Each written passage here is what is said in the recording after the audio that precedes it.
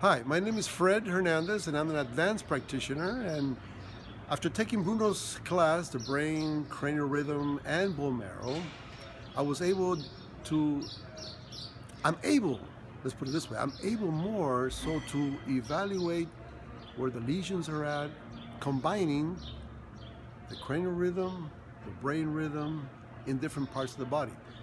I joined the rhythm and checking it with the skin, with the muscle, with the bone, with the joint, everything together. You narrow down exactly where the lesion is at, and then you apply either the bone marrow technique that we learned in the class, or you can apply other techniques that you know to that area as well. So the main thing is that this class has able to give you the tools to narrow down, to look for the major lesion in your work. I see many patients, many clients a day in my office. So I've been able to put it to practice right away. And the results are amazing. People go like, what did you do?